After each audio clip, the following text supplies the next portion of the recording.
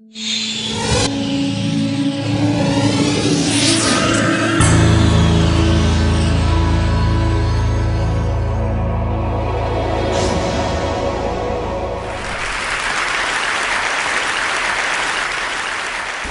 do you explain when things don't go as we assume? Or better, how do you explain when others are able to achieve things that seem to defy all of the assumptions? For example, why is Apple so innovative? Year after year after year after year, they're more innovative than all their competition. And yet, they're just a computer company. They're just like everyone else. They have the same access to the same talent, the same agencies, the same consultants, the same media. Then why is it that they seem to have something different? Why is it that Martin Luther King led the civil rights movement? He wasn't the only man who suffered in a pre-civil rights America, and he certainly wasn't the only great orator of the day. Why him? And why is it that the Wright brothers were able to figure out controlled powered manned flight when there were certainly other teams who were better qualified, better funded, and they didn't achieve powered manned flight, and the Wright brothers beat them to it? There's something else at play here. About 3.5 years ago, I made a discovery, and this discovery profoundly changed my view on how I thought the world worked, and it even profoundly changed the way in which I operate in it. As it turns out, there's a pattern. As it turns out, all the great and inspiring leaders and organizations in the world, whether it's Apple or Martin Luther King or the Wright brothers, they all think, act, and communicate the exact same way, and it's the complete opposite to everyone else. All I did was codify it. And it's probably the world's simplest idea. I call it the golden circle.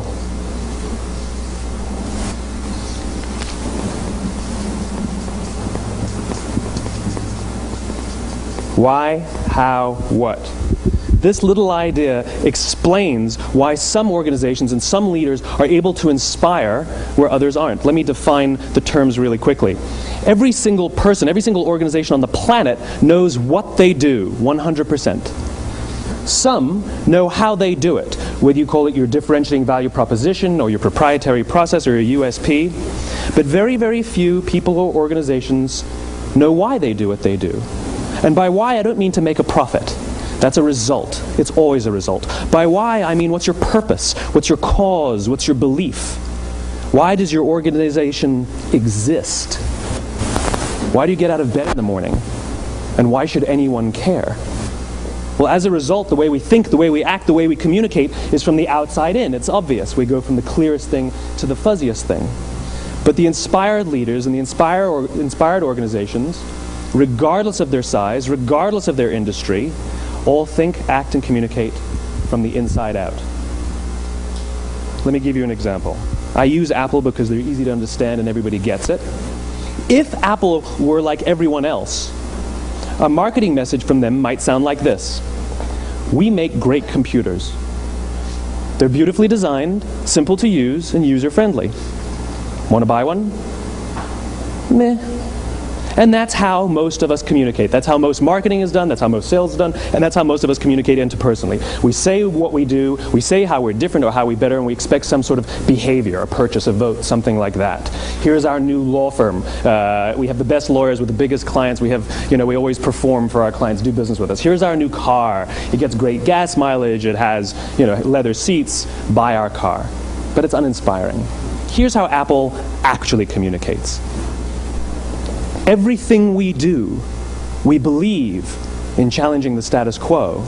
We believe in thinking differently. The way we challenge the status quo is by making our products beautifully designed, simple to use, and user-friendly. We just happen to make great computers. Want to buy one? Totally different, right? You ready to buy a computer from me? All I did was reverse the order of the information. What it proves to us is that people don't buy what you do, people buy why you do it. People don't buy what you do, they buy why you do it.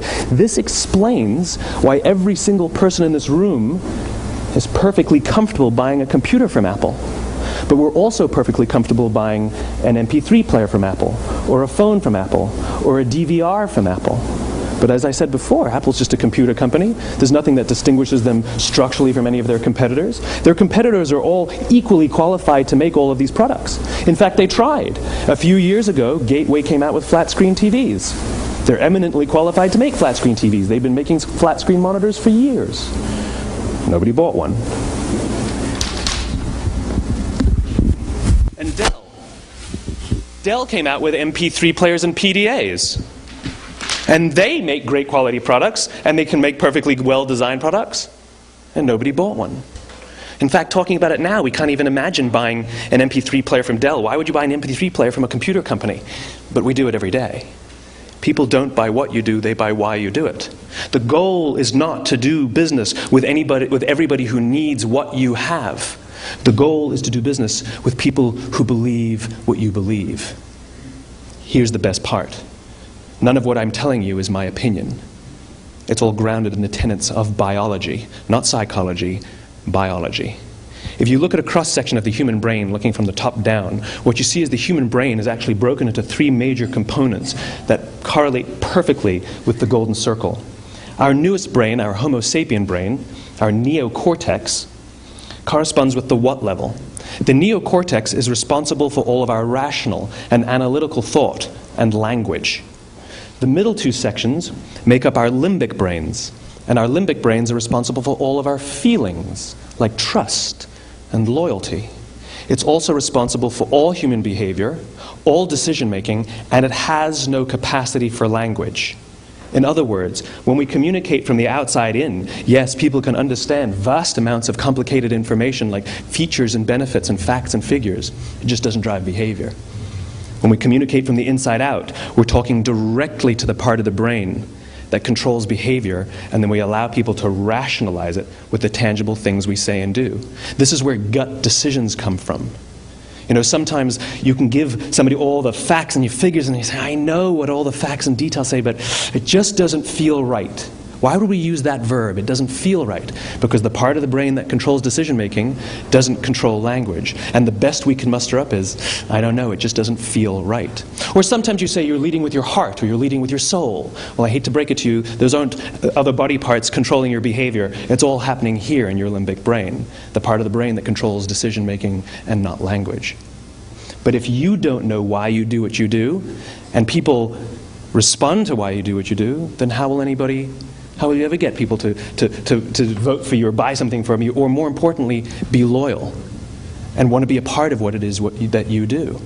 Again, the goal is not just to sell people who need what you have. The goal is to sell to people who believe what you believe.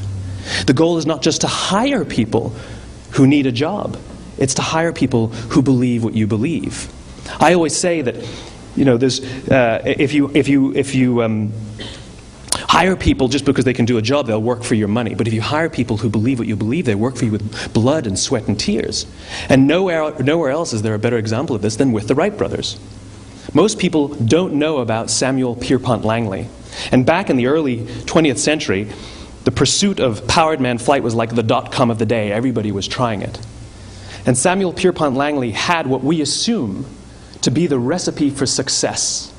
I mean, even now you ask people, why did your product or why did your company fail? And people always give you the same permutation of the same three things. Undercapitalized, the wrong people, bad market conditions. It's always the same three things. So let's explore that. Samuel Pierpont Langley was given $50,000 by the War Department to figure out this flying machine. Money was no problem. He held a seat at Harvard and worked at the Smithsonian and was extremely well connected. He knew all the big minds of the day. He hired the best minds money could find, and the market conditions were fantastic. The New York Times followed him around everywhere, and everyone was rooting for Langley. And how come we've never heard of Samuel Pierpont Langley? A few hundred miles away in Dayton, Ohio, Orville and Wilbur Wright. They had none of what we consider to be the recipe for success. They had no money. They paid for their dream with the proceeds from their bicycle shop. Not a single person on the Wright brothers' team had a college education, not even Orville or Wilbur. And the New York Times followed them around nowhere. The difference was Orville and Wilbur were driven by a cause, by a purpose, by a belief. They believed that if they could figure out this flying machine, it'll change the course of the world. Samuel Pierpont Langley was different. He wanted to be rich, and he wanted to be famous. He was in pursuit of the result. He was in pursuit of the riches. And lo and behold, look what happened. The people who believed in the Wright brothers' dream worked with them with blood and sweat and tears. The others just worked for the paycheck.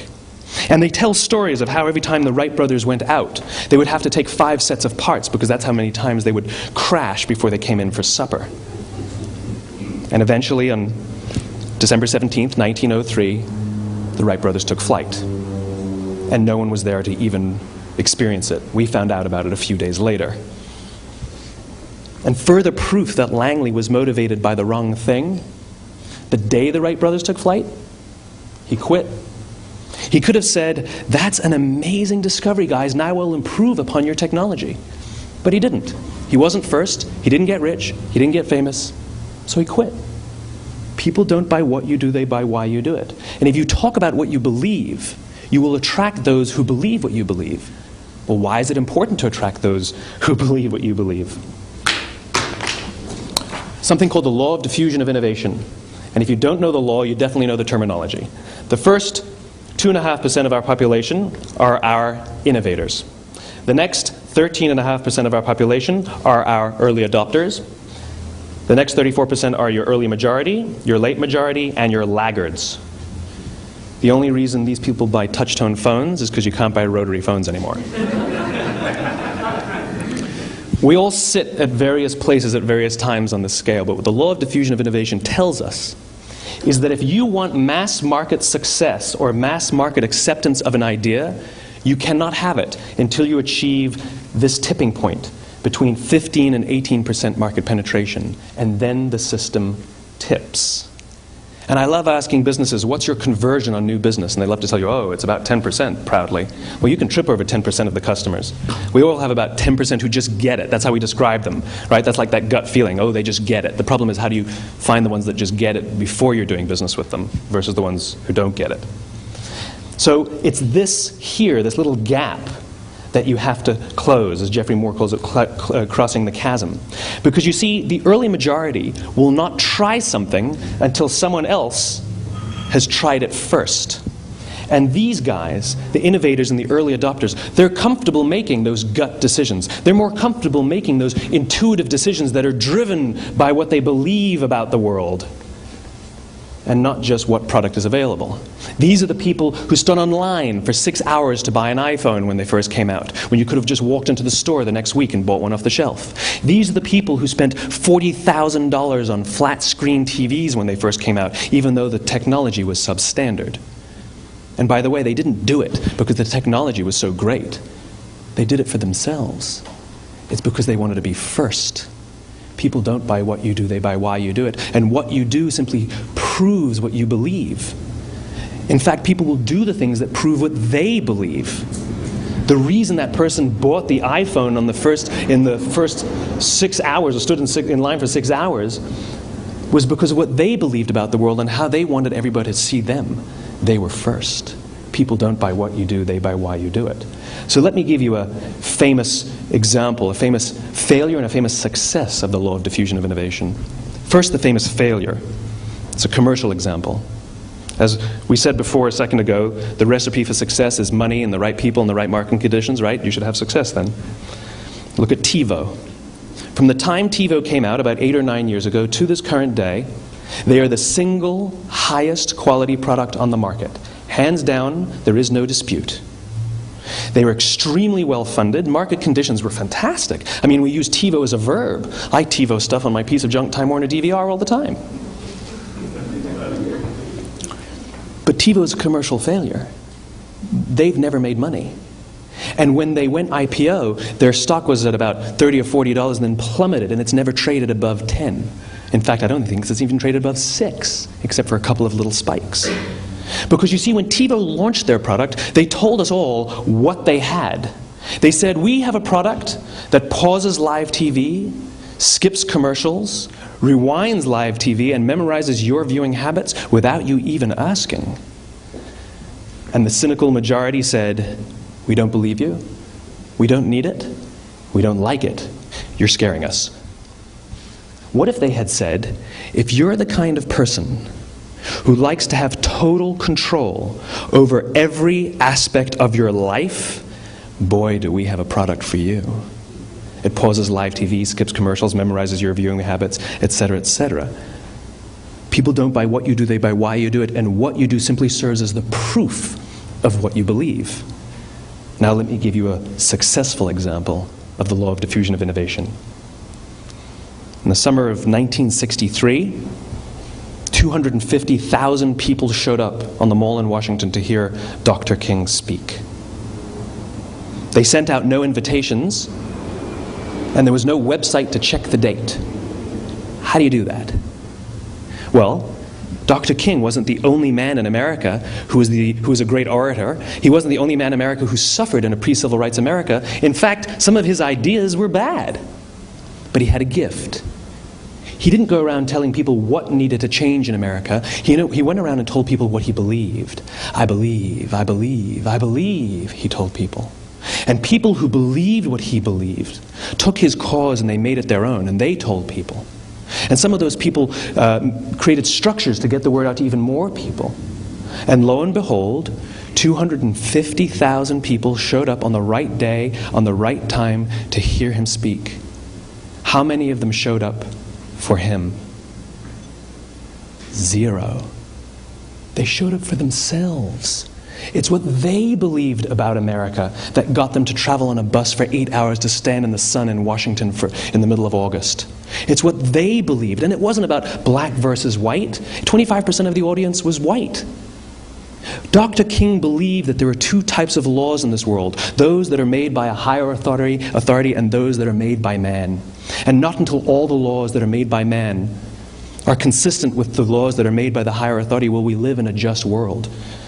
It just so happens that the civil rights movement was the perfect thing to help him bring his cause to life.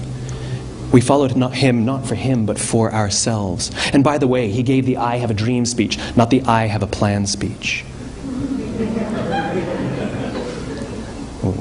Listen to politicians now with their comprehensive 12-point plans. They're not inspiring anybody.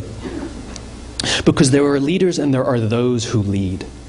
Leaders hold a position of power or authority, but those who lead inspire us. Whether they're individuals or organizations, we follow those who lead not because we have to, but because we want to. We follow those who lead not for them, but for ourselves.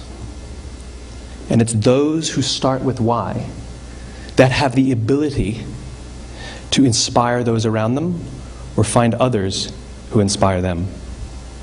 Thank you very much.